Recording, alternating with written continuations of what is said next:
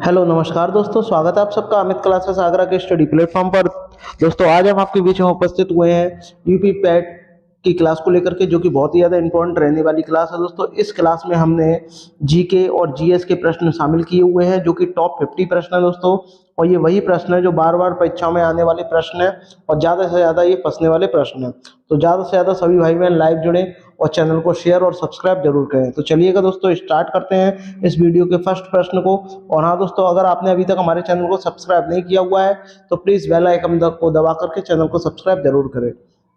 तो चलिएगा दोस्तों, स्टार्ट करते हैं इस वीडियो के फर्स्ट प्रश्न की बात करते हैं। देखिएगा इस प्रश्न में आपसे क्या बोला है, बहुत ही बढ़िया प्रश्न है। प्रधानमंत्री नरेंद्र मोदी द्वारा वैश्विक पहल life style for environment movement को लॉन्च किया गया। अब आपको बताना है कि ये जो लॉन्च है ये कब किया गया था।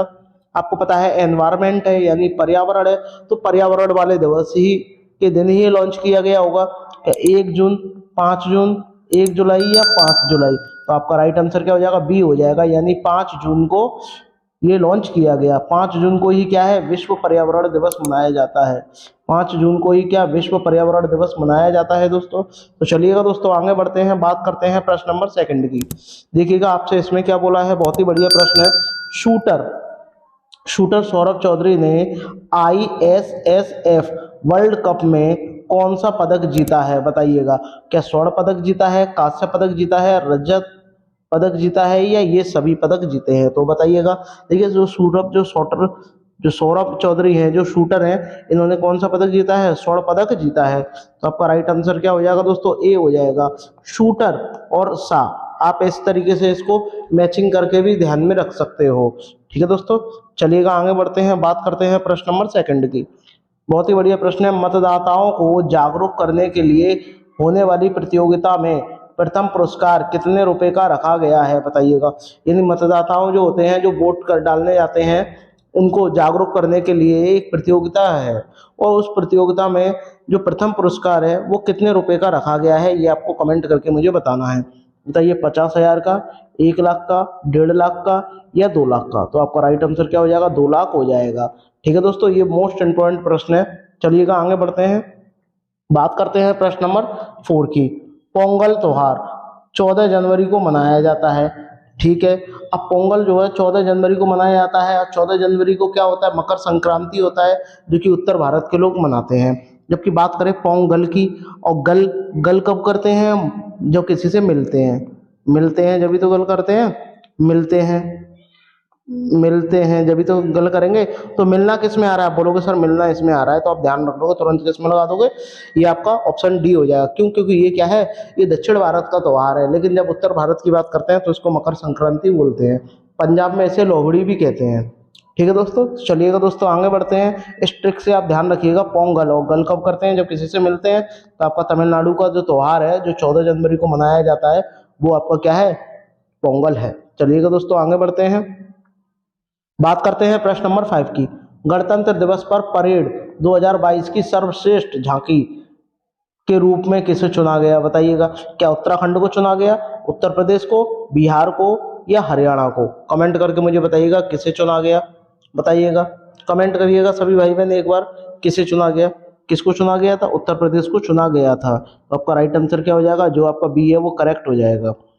बात करते हैं दोस्तों प्रश्न नंबर 6 की।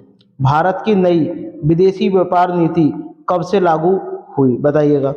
भारत की जो विदेशी नीति है वो कब से लागू की गई। भारत में कोई भी योजना आती है वो कब से, योजना तो नहीं कह सकते, कोई भी नीति है वो कब से लागू होती है, बताइएगा। और व्यापार से संबंधित होती है वो देखिएगा, हमारा जो वित्त वर्ष है वो कब खत्म होता है, आपका 31 मार्च को खत्म होता है। और नया स्टार्ट कब से होता है, आपका 1 अप्रैल से होता है। तो ये जाहिर है कि 1 अप्रैल से हुई होगी, तो आप तुरंत लगा दोगे 1 अप्रैल 2021 से ये स्टार्ट हुई थी। ठीक है दोस्तों, चलिएगा आगे बढ़ते हैं, बात करते हैं प्रश्न नंबर 7। बहुत ही बढ़िया प्रश्न है। किन स्टेशनों के बीच दिव्य काशी यात्रा, किन स्टेशनों के बीच में दिव्य काशी यात्रा ट्रेन चलाई जा रही है, बताइएगा।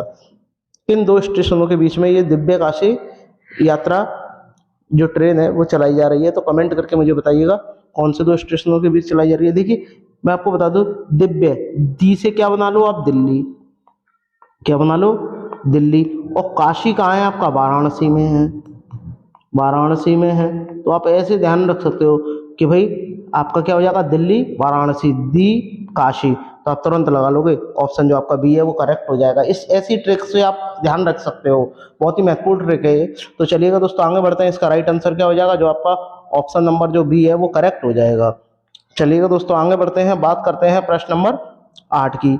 भारत सरकार ने पराक्रम दिवस मनाने की घोषणा की, बताइएगा। पराक्रम दिवस मनाने की घोषणा की है और वो कब की है, यानी पराक्रम दिवस कब मनाया जाता है ये आप बताइए। क्या 21 जनवरी को, 22 जनवरी को, 23 जनवरी को या 24 जनवरी को? तो जो पराक्रम दिवस है दोस्तों, ये आपका 23 जनवरी को मनाने की घोषणा की है। हर साल हम 23 जनवरी को पराक्रम दिवस मनाते हैं। चलिएगा दोस्तों आगे बढ़ते हैं, बात करते हैं प्रश्न नंबर 9 की। बहुत ही बढ़िया प्रश्न है, कमेंट करके मुझे इसका आंसर जरूर दें आप लोग। कमेंट करिएगा इसका आंसर, बताइएगा इसका राइट आंसर क्या होगा। किस राज्य सरकार ने प्रशिक्षु प्रोत्साहन योजना शुरू की, बताइएगा। बताइएगा किसने शुरू की, प्रशिक्षु प्रोत्साहन योजना किसने शुरू की? क्या मध्य प्रदेश ने की, राजस्थान ने की, गुजरात ने की या उत्तर प्रदेश ने की? तो कमेंट करके मुझे इसका राइट आंसर बताइएगा। देखिए प्रशिक्षु का प्रोत्साहन किसने की थी, उत्तर प्रदेश सरकार ने की थी। तो आपका राइट आंसर क्या हो जाएगा, जो डी है वो करेक्ट हो जाएगा दोस्तों। ठीक है, चलिएगा आगे बढ़ते हैं, बात करते हैं प्रश्न नंबर 10 की। देखिएगा इसमें आपसे बोला Indian personality of the year जो पुरस्कार है वो किसे सम्मानित किया गया है, बताइएगा। Indian personality of the year जो पुरस्कार है वो किसे दिया गया है? तो कमेंट करके मुझे बताइएगा किसको दिया गया है। विश्वजीत चटर्जी को दिया गया है, कमेंट करके मुझे बताइएगा। आमिर खान को दिया गया है, विराट कोहली को दिया गया है या प्रियंका चोपड़ा को दिया गया है? तो आपका राइट आंसर क्या हो जाएगा, विश्वजीत चटर्जी को दिया गया है। कौन सा, पर्सनालिटी ऑफ द ईयर पुरस्कार, मोस्ट इंपॉर्टेंट है, इस बार ये आएगा ही आएगा। तो चलिएगा दोस्तों आगे बढ़ते हैं, बात करते हैं प्रश्न नंबर 11 की। बताइएगा राइट आंसर। सिंधु घाटी में घोड़ों की अस्थियों के अवशेष कहाँ मिले? सिंधु घाटी जो सभ्यता है वहां पर क्या है, घोड़ों के अवशेष मिले हैं। और वो किस जगह मिले हैं ये आपको बताना है, बताइए। बनमाली में मिले हैं, चंदूदड़ो में मिले हैं, सुतका गेंडोर में मिले हैं या सुरकोटदा में मिले हैं? तो कमेंट करके मुझे बताइएगा कि कहाँ मिले हैं। चलो सभी भाई बहन कमेंट जरूर करें। तो आपका राइट आंसर क्या हो जाएगा, सुरकोटदा में मिले हैं, ये आपको ध्यान में रखना है। यानी जो आपका ऑप्शन जो डी है वो करेक्ट हो जाएगा। ठीक है दोस्तों, इस तरीके से आप ध्यान रखिएगा। कैसे ध्यान रखोगे मैं आपको बता दूं, घोड़े की अस्थियां, ठीक है, कहाँ मिली हैं, सुरकोटदा में, सुरकोटदा में मिली हैं। ठीक है, तो आपको ये ध्यान में रखना है इस तरीके से। इसको हा बना लेना, दा को हा बना लेना, और अस्थि को क्या डी भी बोलते हैं, तो दा का हा आप इस तरीके से ध्यान में रख सकते हो। तो चलिएगा आगे बढ़ते हैं, बात करते हैं प्रश्न नंबर 12 की। बौद्ध धर्म से संबंध अर्धगोलाकार अन्योष्टि संबंधी टीले को क्या कहते हैं, बताइएगा। क्या स्तूप कहते हैं, तोरण कहते हैं, विहार कहते हैं, दुकंग कहते हैं? बताइएगा कमेंट करके कि इसका राइट आंसर क्या होगा। बताइए, अर्धगोलाकार अन्योष्टि जो टीला होता है उसको क्या बोलते हैं, स्तूप कहते हैं। तो आपका राइट आंसर क्या हो जाएगा, ए जो है वो करेक्ट हो जाएगा दोस्तों। चलिएगा आगे बढ़ते हैं, बात करते हैं प्रश्न नंबर 13 की। कादम्बरी के लेखक कौन है, बताइएगा।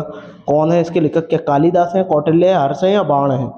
बताइएगा कौन इसके लेखक है, कमेंट करके मुझे बताइएगा। देखिए कालिदास जो है वो किसके लेखक है, शाकुंतला, शाकुंतलम जो है अभिज्ञान शाकुंतलम जो पुस्तक है उसके लेखक है। लेकिन इसके लेखक कौन है, इसके लेखक बाण भट्ट हैं। कौन है, बाण। तो आपको इतना ध्यान में रखना है दोस्तों। चलिएगा आगे बढ़ते हैं, बात करते हैं प्रश्न नंबर 14 की। लौह एवं रक्त की नीति, लौह एवं रक्त की नीति किस शासक ने अपनाई, बताइएगा। किस शासक ने अपनाई थी? बलबन ने, अलाउद्दीन खिलजी ने, मोहम्मद बिन तुगलक ने या बाबर ने? बताइएगा, कमेंट करके मुझे बताइएगा कि किसने अपनाई थी लौ और रक्त की नीति। देखिए बात करते हैं बाबर की, तो बाबर ने तो ज़्यादा शासन किया ही नहीं था, 4-5 साल शासन किया था, तो इसने तो कोई नीति ही नहीं दी थी। तो ये तो वैसी कट हो गया, ये तो वैसी कट हो गया। तो आपका राइट आंसर क्या हो जाएगा, बलबन हो जाएगा। इसने क्या दी थी, लौह और रक्त की नीति दी थी। ये आपको ध्यान में रखना है, मोस्ट इंपॉर्टेंट प्रश्न है दोस्तों ये। ठीक है, चलिएगा। हाँ आप ऐसे भी ध्यान रख सकते हो। देखिए लौह, लौह का मतलब क्या होता है, लोहा, और लोहा, और लोहे में सबसे ज़्यादा ताकत होती है। और ताकत कब होती है, जिसमें बल होता है। उसी में तो ज़्यादा ताकत होगी। तो आप इस तरीके से इसको मैच करके भी ध्यान रख सकते हो। ठीक है दोस्तों, चलिएगा आगे बढ़ते हैं। आई होप आपको वीडियो अच्छी लग रही होगी। अगर अच्छी लग रही हो तो सभी भाई बहन एक बार लाइक शेयर सब्सक्राइब जरूर करें। चलिएगा दोस्तों, बात करते हैं प्रश्न नंबर 15 की। निम्नलिखित में से 15 वाला प्रश्न है, देखिएगा इसमें आपसे क्या बोला है। निम्नलिखित में से किस राजा के शासन काल के दौरान चीनी यात्री हेन सांग भारत आया था? बताइएगा, ये बहुत ज़्यादा पूछे जाने वाला प्रश्न है। बताइएगा किसके शासन काल में हेन सांग जो चीनी यात्री है यानी जो चाइना से आया था, वो किसके शासन काल में आया था, ये आपको कमेंट करके मुझे बताना है। तो बताइएगा किसके शासन काल में ये भारत आया था। बताइए क्या अशोक के, चंद्रगुप्त मौर्य के, प्रभाकर वर्धन के या हर्षवर्धन के? तो देखिए मैं आपको बता दूं, हेन सांग किसके शासन काल में आया था? हर्षवर्धन। तो देखो इसमें भी हार है, इसमें भी हार है, तो तुरंत आप इसकी मैचिंग कर लेते हो। जो चीनी यात्री है वो कहाँ से आया था? हेन सांग जो है हर्षवर्धन के शासनकाल में आया था। तो आपका ऑप्शन जो आपका इसका बी है वो करेक्ट हो जाएगा। हेन सांग आप ऐसे ध्यान रख सकते हो, हाँ और ये हाँ। ठीक है, तो आपका ऑप्शन जो बी है वो करेक्ट हो जाएगा। चलिएगा हाँ दोस्तों, आगे बढ़ते हैं। बात करते हैं प्रश्न नंबर 16 की। 1872 ईस्वी में भारत के वायसराय लॉर्ड मेयो की हत्या की गई। बताइएगा कहाँ की गई थी? कि द्वीप में की थी, दिल्ली में की थी, कोलकाता में या पोर्ट ब्लेयर में? तो कमेंट करके मुझे बताइएगा कि इसकी हत्या कहाँ की गई थी। तो इसकी हत्या कहाँ की गई थी? पोर्ट ब्लेयर में की गई थी। तो आपका ऑप्शन जो आपका डी है वो करेक्ट हो जाएगा दोस्तों। बात करते हैं प्रश्न नंबर 17 की। देखिएगा इसमें आपसे बोला महात्मा गांधी ने किसे अपना राजनैतिक गुरु बनाया था? बताइएगा जो महात्मा गांधी जो थे उन्होंने अपना एक गुरु बनाया था, और गुरु कौन था वो आपको बताना है। बताइए राजनैतिक गुरु, क्या बाल गंगाधर तिलक थे, गोपाल कृष्ण गोखले थे, दादा भाई नौरोजी थे या बी आर अम्बेडकर थे? कमेंट करके मुझे बताइएगा कि किसे माना था। तो मैं आपको बता दूं राजनैतिक गुरु, गुरु और गुरु में क्या आ रहा है? गा आ रहा है, तो गा से आपने तुरंत लगा दिया गोपाल।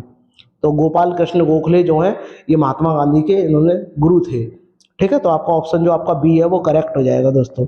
चलिएगा आगे बढ़ते हैं, बात करते हैं। बहुत ही बेहतरीन प्रश्न है, प्रश्न नंबर 18। जलियांवाला बाग हत्याकांड किस शहर में हुआ था? बताइएगा जो जलियांवाला हत्याकांड है वो किस शहर में हुआ था? बताइएगा कहाँ हुआ था? कमेंट करके मुझे बताइएगा कहाँ हुआ था। क्या अमृतसर में हुआ था, जालंधर में हुआ था, लाहौर में या आमला में? तो मैं आपको बता दूं ये जो घटना थी जलियांवाला हत्याकांड की जो घटना थी ये कब हुई थी? 13 अप्रैल 1919 की ये घटना है दोस्तों। ठीक है, और ये 13 अप्रैल 1919 की घटना है, और ये कहाँ हुई थी? पंजाब में हुई थी। और पंजाब के किस जिले में हुई थी? अमृतसर में हुई थी। और अमृतसर में ही दोस्तों क्या है? गोल्डन टेम्पल, यानी गोल्डन टेम्पल जो है कहाँ स्थित है? ये भी आपका अमृतसर में स्थित है। तो ये आपको ध्यान में रखना है दोस्तों। इससे मिला के एक दो प्रश्न बन जाते हैं, तो ज़्यादा से ज़्यादा भाई बहन शेयर जरूर करें इसे। बात करते हैं दोस्तों, मोस्ट इम्पॉर्टेंट प्रश्न है, भारत में ट्रेड यूनियन आंदोलन के जन्मदाता थे? बताइएगा ट्रेड ट्रेड यूनियन आंदोलन के जन्मदाता कौन थे, ये आपको बताना है कमेंट करके। तो बताइएगा कौन थे जन्मदाता? N M Lokhande, B P Wadia, N M Joshi, N M Rai? तो आपका राइट आंसर क्या हो जाएगा? सी हो जाएगा। एन एम राय जो थे वो ट्रेड यूनियन आंदोलन के क्या थे? जन्मदाता थे। ठीक है दोस्तों, चलिएगा आगे बढ़ते हैं। बात करते हैं प्रश्न नंबर 20 की। इसमें देखिएगा भारतीय राष्ट्रीय कांग्रेस के सबसे अधिक समय तक अध्यक्ष रहे, बताइएगा कौन रहे? मौलाना अब्दुल कलाम आजाद, दादा भाई नौरोजी, व्योमेश चंद्र बनर्जी, सरदार वल्लभ भाई पटेल? बताइएगा कौन रहे। तो आप इसका आंसर जो है कमेंट करके मुझे बताइएगा कि सबसे ज़्यादा समय तक अध्यक्ष रहे किसके? कांग्रेस के, राष्ट्रीय कांग्रेस अध्यक्ष के रहे। बताइएगा कमेंट करके कौन रहे। तो आपको पता होना चाहिए दादा भाई, जो दादा थे वो लंबे समय तक रहते हैं, इस तरीके से आप ध्यान में रखना है। ज़्यादा समय तक जीते हैं दादा, तो आपका राइट आंसर क्या हो जाएगा? दादा भाई नौरोजी। ठीक है दोस्तों, तो ये आपका राइट आंसर जो बी है वो करेक्ट हो जाएगा। चलिएगा आगे बढ़ते हैं, बात करते हैं प्रश्न नंबर 21 की। देखिएगा इसमें आपसे क्या बोला? भारत का दक्षिणी सिरा कौन सा है? बताइएगा, यानी भारत का दक्षिणी जो सिरा है उसको क्या बोलते हैं? इंदिरा कॉल कहते हैं, गुहार मोती कहते हैं, किबिथु कहते हैं या इंदिरा पॉइंट कहते हैं? बताइएगा क्या कहते हैं? कमेंट करके मुझे बताइएगा कि जो दक्षिणा सिरा है उसको क्या बोलते हैं। बताइएगा। तो जो दक्षिणी सिरा है उसको क्या बोलते हैं? इंदिरा पॉइंट बोलते हैं दक्षिणी सिरे को। बात करते हैं इस इंदिरा कॉल कैसे बोलते हैं? उत्तरी सिरा को। जो आपका उत्तरी सिरा है उसको क्या बोलते हैं? उसको इंदिरा कॉल कहते हैं। और जो दक्षिणी सिरा है उसको क्या बोलते हैं? इंदिरा पॉइंट कहते हैं। ठीक है दोस्तों, ये आपको ध्यान होना चाहिए। चलिएगा आगे बढ़ते हैं, बात करते हैं प्रश्न नंबर 22 की। इसमें आपको बताना है निम्नलिखित में से कौन सुमेलित नहीं है। यानी ये चार जो दिए गए मैचिंग दी गई है, एक इनमें से सुमेलित यानी मैचिंग का नहीं है। अब आपको बताना है वो कौन सा नहीं है। तो कमेंट करके मुझे बताइएगा वो कौन सा नहीं है। बताइएगा। आंधी उत्तर प्रदेश, आप बोलोगे एकदम करेक्ट है। काल वैशाखी पश्चिम बंगाल, ये भी ठीक है। लू उत्तर पश्चिम भारत में आता है, ये भी ठीक है।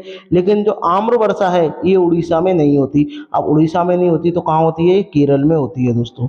ठीक है, और केरल में ही क्या है? शांत घाटी स्थित है।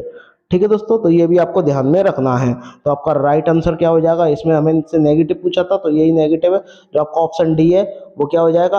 आम्र जो वर्षा होती है वो उड़ीसा में नहीं होती, कहाँ होती है? केरला में होती है। तो आपका ऑप्शन जो डी है वो करेक्ट हो जाएगा दोस्तों।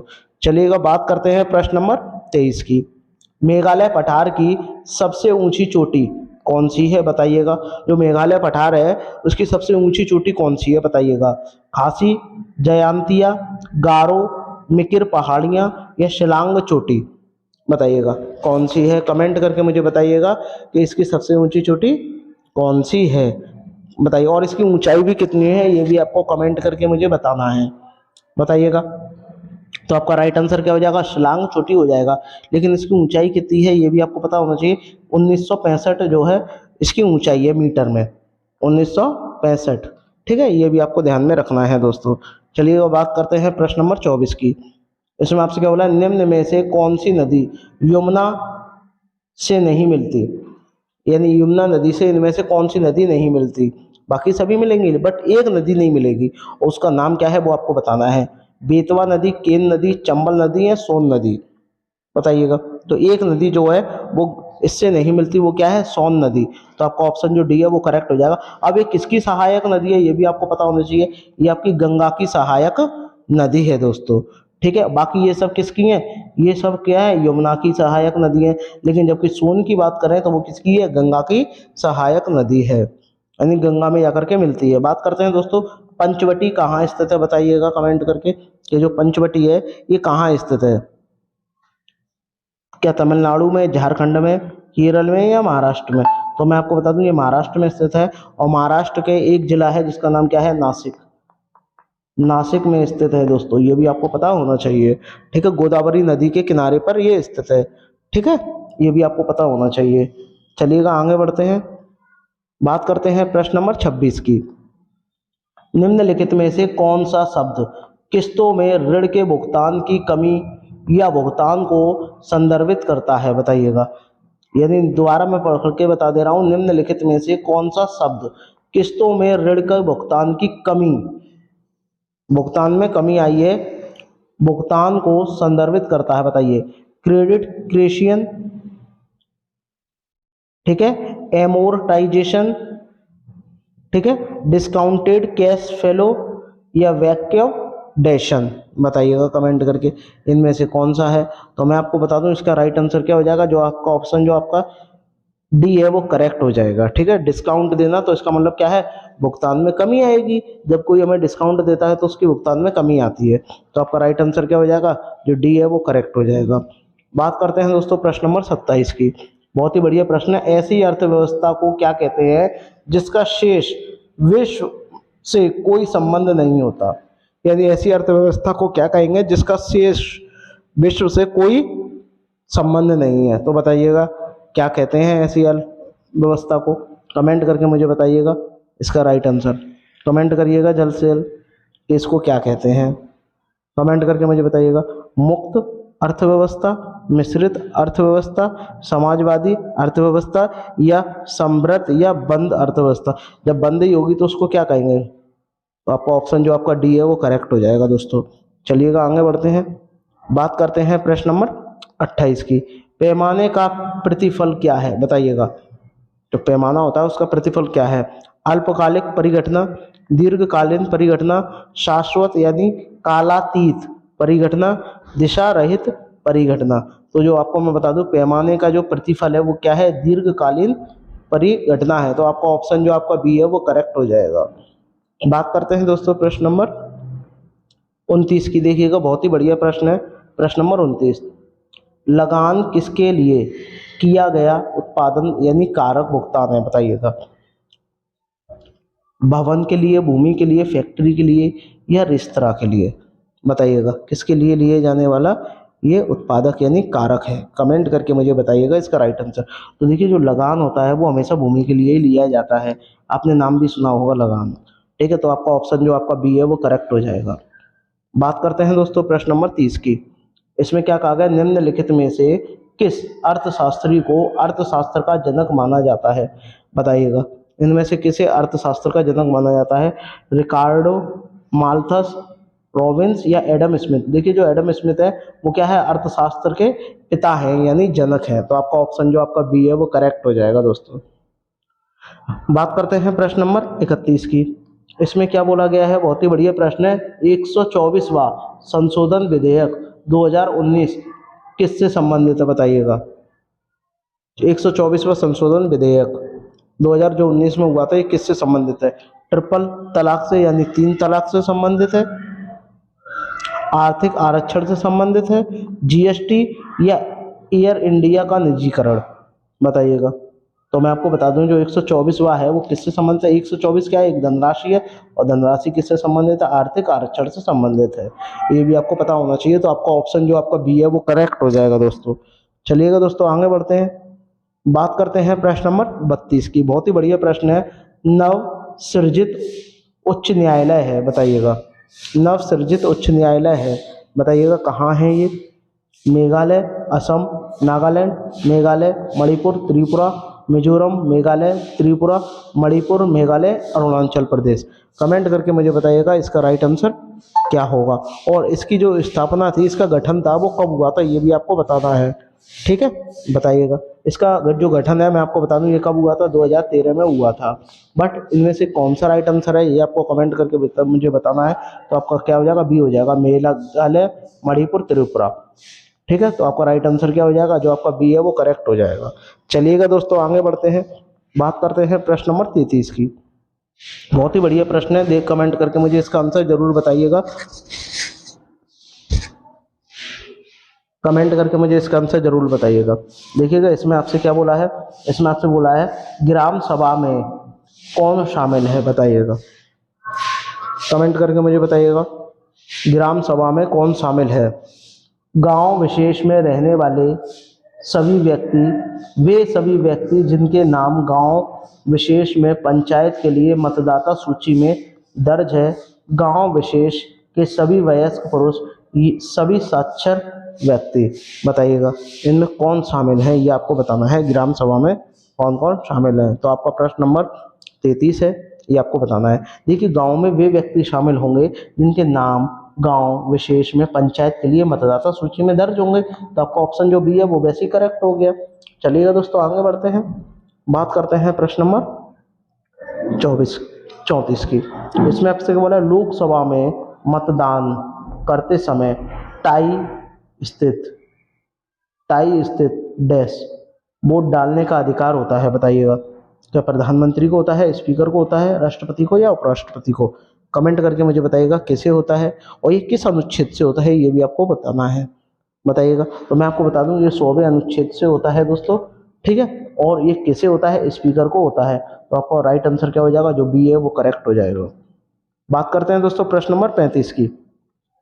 कौन सा मौलिक अधिकार अल्पसंख्यकों के हितों के संरक्षण की बात करता है, बताइए। शिक्षा का अधिकार, शोषण के विरुद्ध अधिकार, संवैधानिक उपचारों का अधिकार, सांस्कृतिक एवं शैक्षिक अधिकार, बताइएगा। इसमें आपको पता है जो मौलिक अधिकार है वो अल्पसंख्यकों के हितों के आरक्षण के लिए करता है। तो आप मुझे कमेंट करके मुझे बताइएगा कि आपका राइट आंसर क्या होगा। तो मैं आपको बता दूं जो अल्पसंख्यक होते हैं वो हमेशा किसके, सांस्कृतिक एवं शैक्षिक अधिकार की बात करते हैं, ठीक है। तो आपका राइट आंसर क्या हो जाएगा, डी हो जाएगा दोस्तों।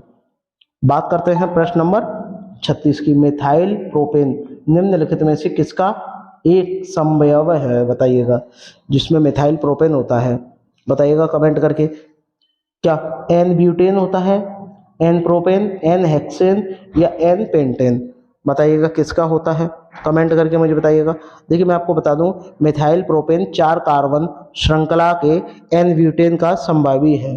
तो एन ब्यूटेन कहाँ है, जो आपका ऑप्शन ए है वो करेक्ट हो जाएगा। ठीक है दोस्तों, चलिएगा आगे बढ़ते हैं, बात करते हैं प्रश्न नंबर 37 की। इसमें बोला श्रृंखलन का गुण है बताइए में प्रबल होता है, बताइएगा कार्बन होता है, सल्फर होता है, सिलिकॉन होता है या नाइट्रोजन होता है, कमेंट करके मुझे बताइएगा कौन होता है। देखिएगा श्रृंखला यानी जिससे श्रृंखला बनती है, तो हम श्रृंखला किसकी बनाते हैं, कार्बन की बनाते हैं। ठीक है, कार्बन की वैलेंसी कितनी होती है, 4 होती है, ये भी आपको पता होना चाहिए, आपने हाई स्कूल में और 12th में सीखा होगा केमिस्ट्री में। बात करते हैं दोस्तों प्रश्न नंबर 38 की। किस गैस को उसकी ठोस अवस्था में शुष्क बर्फ भी कहा जाता है, बताइएगा कौन सी गैस को कहा जाता है उसकी ठोस अवस्था में शुष्क बर्फ भी कहा जाता है, कार्बन डाइऑक्साइड, हाइड्रोजन, ऑक्सीजन या नाइट्रोजन, बताइएगा कमेंट करके किसे कहा जाता है। तो आपका राइट आंसर क्या हो जाएगा, कार्बन डाइऑक्साइड। और कार्बन डाइऑक्साइड क्या होता है, CO2 होता है दोस्तों। तो आपका राइट आंसर क्या हो जाएगा, जो आपका ए है वो करेक्ट हो जाएगा। बात करते हैं दोस्तों प्रश्न नंबर 39 की। निम्न में से कौन सा तत्व एक उपधातु है, बताइएगा बताइएगा कमेंट करके। टिन है, फास्फोरस है, बिस्मिथ है या सिलिकॉन है, बताइएगा कमेंट करके मुझे बताइएगा कि कौन सा है। तो आपका क्या हो जाएगा, सिलिकॉन हो जाएगा। और सिलिकॉन का दोस्तों सूत्र क्या होता है, SI होता है, ये भी आपको पता होना चाहिए। बात करते हैं दोस्तों प्रश्न नंबर 40 की। जे थॉमसन को, जिन्होंने खोज की थी, के लिए भौतिक के क्षेत्र में नोबेल पुरस्कार मिला, बताइएगा।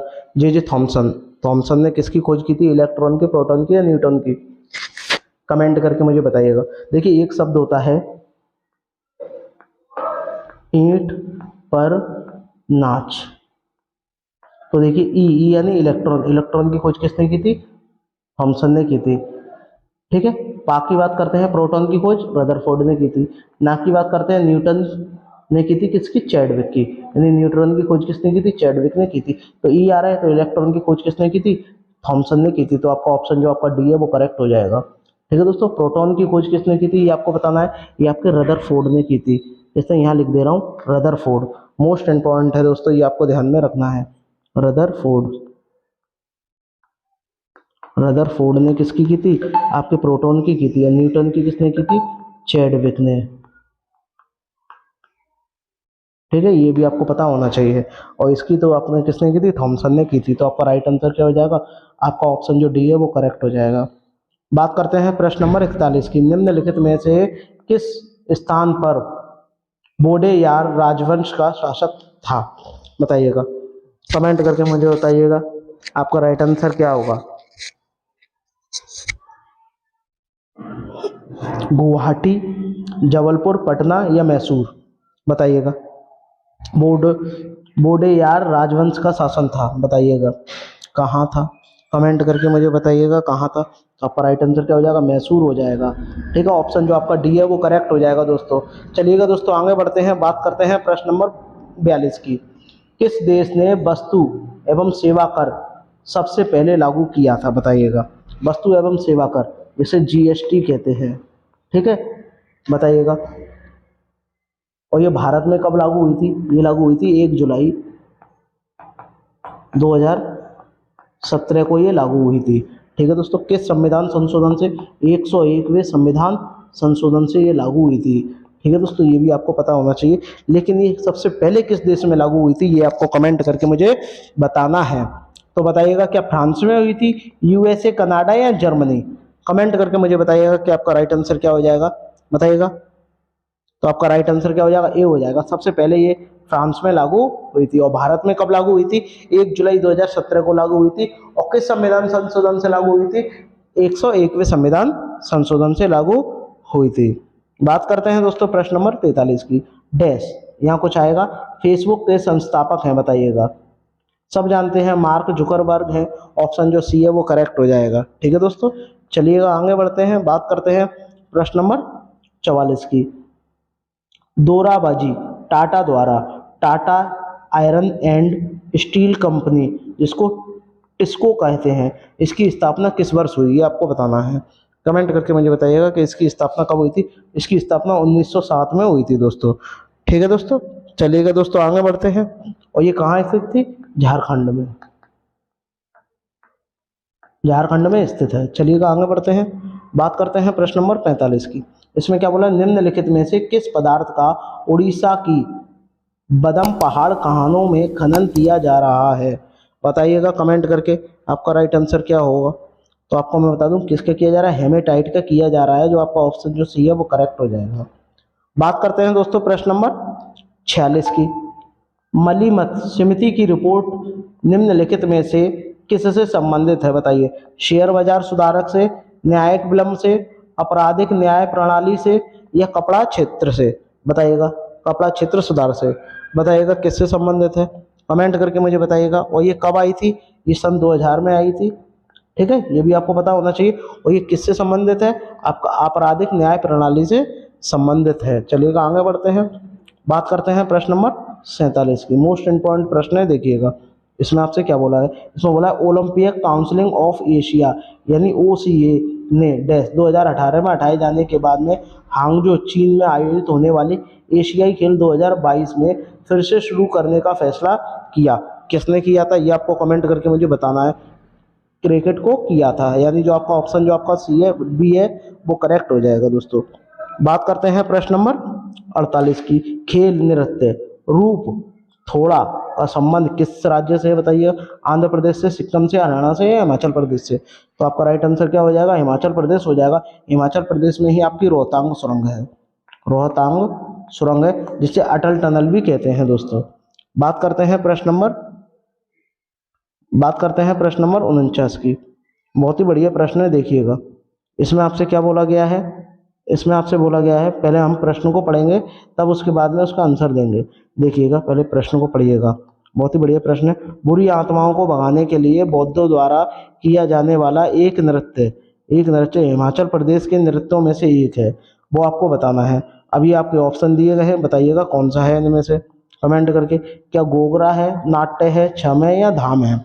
बताइएगा कमेंट करके मुझे कि कौन सा है। तो आपका राइट आंसर क्या हो जाएगा? नाट्य हो जाएगा, यानी जो आपका ऑप्शन जो आपका बी है वो करेक्ट हो जाएगा दोस्तों। चलिएगा दोस्तों आगे बढ़ते हैं, बात करते हैं दोस्तों प्रश्न नंबर 50 की। देखिएगा, इसमें आपसे क्या बोला गया है? बहुत ही बढ़िया प्रश्न है। पुदुचेरी में पहली महिला पुलिस महानिर्देशक कौन थी? क्या किरण बेदी थी, अश्वथी तांग थी, कंचन चौधरी थी, या सुंदरी नंदा थी? तो आपका राइट आंसर क्या हो जाएगा? कंचन चौधरी हो जाएगा। ठीक है दोस्तों, चलिएगा आगे बढ़ते हैं। आई होप आपको वीडियो अच्छी लगी होगी। अगर अच्छी लगी हो तो प्लीज़ दोस्तों लाइक शेयर सब्सक्राइब जरूर करिएगा। मिलते हैं नेक्स्ट वीडियो में, तब तक के लिए धन्यवाद।